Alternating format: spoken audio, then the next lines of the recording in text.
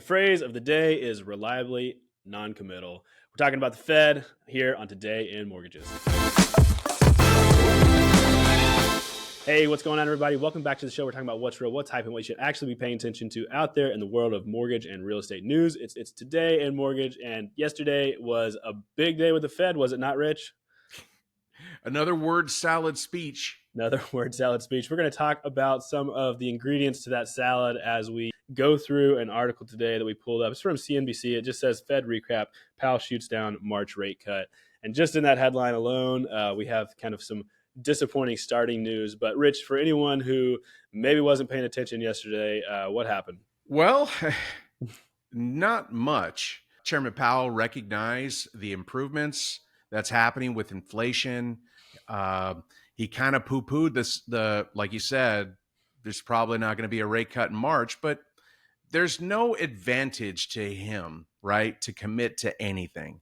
There's still data. Like today, the jobless claims came, or yesterday, or what was it, Tuesday, the jobless claims came in higher than expected. So those are signs of inflation coming down and improvement. You know, unfortunately, employment is a big part of controlling inflation. When everybody's working and making more, keep in mind, we've got much higher minimum wage in a lot of states right now. That's a big piece of the inflation. But on the employment and business side, but that's a lot more money in people's pockets that they're still keeping the economy like cranking. Like our economy is hot right now. With all of this nonsense going on, it's still hot and consumer confidence continues to rise. So, I mean, it's down. Obviously, it was super low, not, 2 months ago, but it's already rising because people are sensing some improvement. Yeah, it's super interesting to look out across kind of the landscape of the economy and see all the diverse indicators that we have kind of pointing in different directions. But the one that Fed is obviously always looking at is, like you mentioned, jobs, and the other one is inflation, which you mentioned as well. There was kind of this funny exchange between Fed Chair Powell and the reporter from New York Times where she was trying to be pointed and asking, and he used some of that word salad that you were talking about at the beginning. But the exchange was, hey, what is it going to take? And he said, we're looking for greater confidence that inflation is moving sustainably down to 2%. We want to see more good data. And then he kind of mentioned inflation as a data point. We have 6 good months of inflation data, but he wants more to prove that that is a sustainable path towards 2%. So, Rich, what do you think it's going to take for us to get that true signal from the economy? Couple more months. I think he poo-pooed the March cut. For a reason. I think there's some bigger improvements coming in February and maybe earlier March that may drive them for a cut. Not likely. I still think it's April or May. Some are saying June. We are improving. Now, listen, I'm no economist. I'm just an avid reader. That's it. I understand kind of what's going on. And what I did parse out of some of the verbiage he used, he did mention, labor costs and supply chain costs dropping. So that is a big piece of inflation. So he's seeing we still have inflation out there. The big improvements we have seen is in supply chain price and labor cost. So that's what's really driving it down. So that doesn't tell the whole story. There's still a hot economy. Like, let me put it into perspective. A bigger piece of this that he's concerned about is what are the consumer prices? Like you and I, we go to the grocery store, right? Sure. Get a box of Frosted Flakes for the kids. Wink, wink. I love Frosted Flakes. It used to be a nice big box for $6. Now it's a smaller box, probably 70% of what it used to be, and it's $2 more. So it's not just you're paying more for that box of cereal, you're actually paying more for the limited amount of cereal you're getting today. So that's one tiny example, but that's what's happening. You're seeing it. It's happening in little things like bottled water. And, it used to have 16.9 ounces and now it's less. And it's the little things So that bottled water is more expensive, but it's less product. Mm. And so that's what he is seeing, and that's what I'm reading. That's what he actually said it. The consumer prices are still high. You and I go into the store, it's still super high. Mm.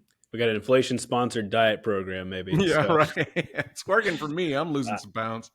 we'll see. I hear you, Rich. Okay, so looking at that, I mean, at the end of that exchange that I talked about earlier, he kind of waffled back and forth on, like you said, this language and like I said at the top of the episode, being very consistently non-committal.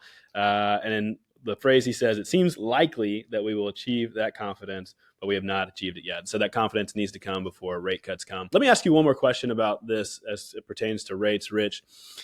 If we see that rate cut in March, is that already baked into prices now? Or when that happens, will we see a reduction in mortgage rates?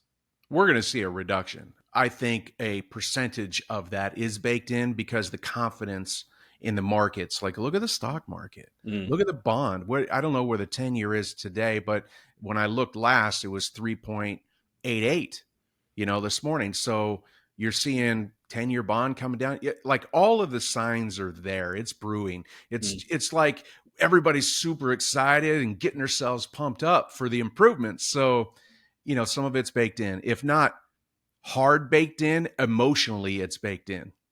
Gotcha. Yeah, almost, but not quite yet. So that's kind of been the theme of where we've been. And it's really obvious that Jerome Powell is just taking this as slow as he can so as not to, jump in too soon and have inflation swing back up. And so something that we can look forward to for the spring, hopefully crossing our fingers and our toes. But we'll see. Hey, Rich, so before we get into some final comments on this, I just want to remind everyone out there that we are probably the best network in mortgages, network funding, and it's been a joy to share kind of our experience here with you. If you're interested in learning more about that and the kind of commentary and insight that people like Rich and other people in our company give to everyone inside the network every day to help us win in a tough economy, click the Grow link below to learn more about us, get in touch, and we'd be happy to reach out, tell you what that's all about. So, Rich, we're looking forward to the spring. There's a lot of good indicators out there. We have a Fed that is going to slow roll us, but what's coming down the pipeline? What are we excited about? And what do we have to look forward to this year? Good things. Listings are existing home listings are improving, and most markets, interest rates are improving. It's normalizing, like I've mentioned in several episodes before this one, and buyers are just realizing that, okay, here's where the rates are today. They're not just going to sit and wait for a half a point reduction in interest rate. If they need to buy, they're going to buy now. Definitely. And buyers aren't waiting. And so you shouldn't wait either. You need to be out there and marketing yourself well. We have a free resource. You can check it out. There's another link below. It is our 5 ways to get ahead while the market is down. And it's swinging back up, guys. So get out there, market yourself well now so that you're ready to be available to those buyers, those borrowers when they are ready, because they are coming. Thanks so much for watching, listening, Rich. Thank you so much again, always, for making us smart on all things mortgage and real estate. And we appreciate everyone out there. We'll see you next time on Today in Mortgages.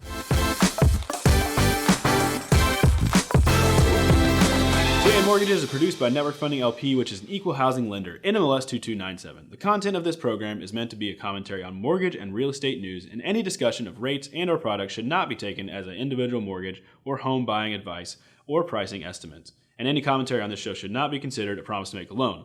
All applicants for a loan must qualify, and you should consult a professional regarding your individual loan scenarios for your financial situation. Visit our website at nflp.com/licenses for all state licensing and other legal information.